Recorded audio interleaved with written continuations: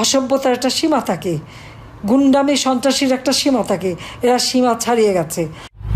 ছাত্ররা আন্দোলন শুরু করে কোটা কিন্তু ছিল না, আমি বাতিল করে দিয়েছিলাম।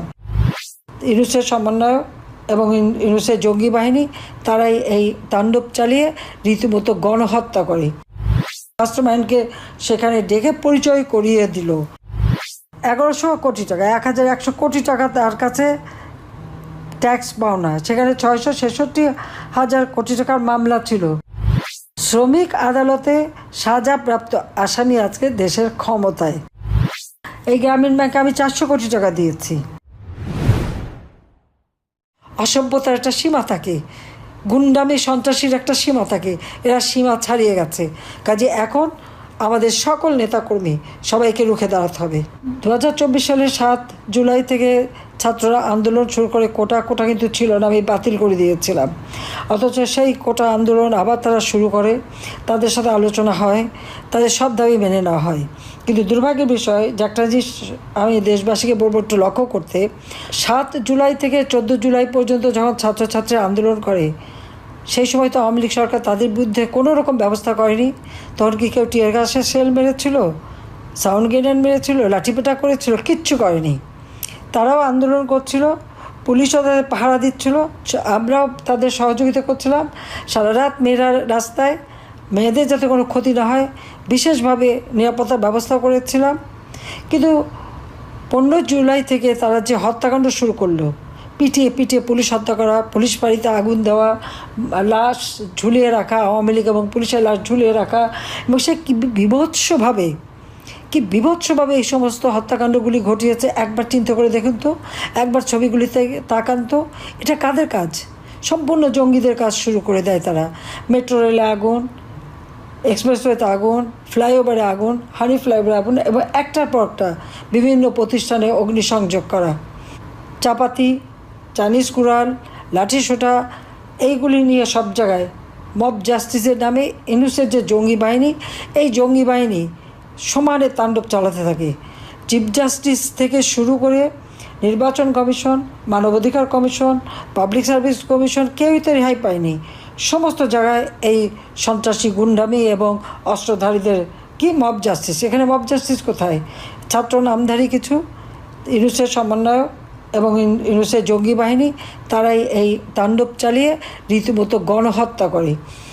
আজকে যদি আমি প্রশ্ন করি যে ইউনূস যে ক্ষমতায় এসেছে, সেটা তো সে নিজেই বলেছে এই আন্দোলনের কোনো লিডার ছিল না, কিছু ছিল না।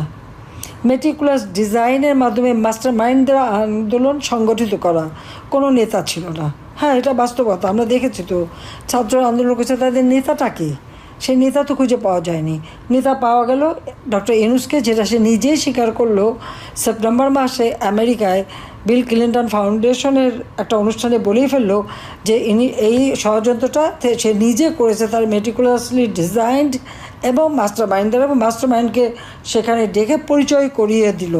পরিচয় করে দিলেই মানুষের কাছে স্পষ্ট হলো যে এটা ইউনূস তার ক্ষমতার লোভে এই কাণ্ডটা ঘটেছে। কিন্তু আসল কাহিনী বের হলো এখন। আজকে আমার সেন্ট মার্টিন দ্বীপ নেই, আজকে সেখানে করিডোরের নামে আমাদের মিয়ানমার বর্ডার বাংলাদেশের অরক্ষিত, এবং পার্বত্য চট্টগ্রাম থেকে কক্সবাজার আমাদের সম্পূর্ণ অরক্ষিত অবস্থা হয়ে গেছে, যেখানে আমাদের স্বাধীনতা সার্বভৌমত্ব আজকে প্রশ্নের সম্মুখীন। কিন্তু আজকে যদি আপনারা হিসাব করেন যে ক্ষমতা দখলের পর এই 8 মাসের মধ্যে, 9 মাসের মধ্যে জনগণকে সে কী দিয়েছে আর ইউনূস কী নিয়েছে? জনগণ পেয়েছে কি? জঙ্গিবাদ।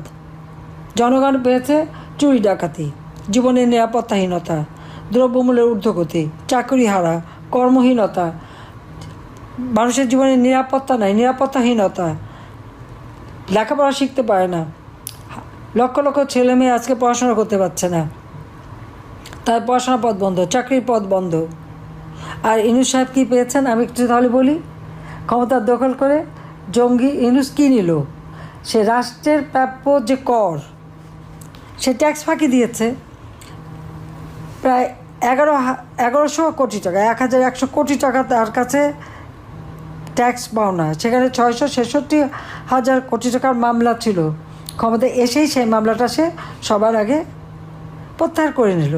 অথচ এই ইউনুস কিন্তু তার কমিউনিকেশনের যে কর্মচারীরা তাদের যে প্রাপ্য অর্থ, অর্থাৎ যে কোনো একটা কোম্পানি, সেই কোম্পানির লভ্যাংশের 5% শ্রমিকদের কল্যাণে দিতে হবে, তার দাবি করেছিল, তারা চাকরি খেয়েছে, তারা মামলা করেছে। সেই মামলায় ডক্টর ইউনূস 6 মাসের সাজা পেয়েছে শ্রমিক আদালতে। শ্রমিক আদালতে সাজাপ্রাপ্ত আসামি আজকে দেশের ক্ষমতায়।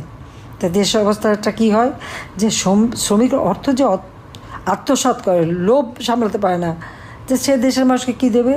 হ্যাঁ, কি নিজের নিতে পারে, সে নিজের করে ঝোল টেনে নিয়ে গেছে।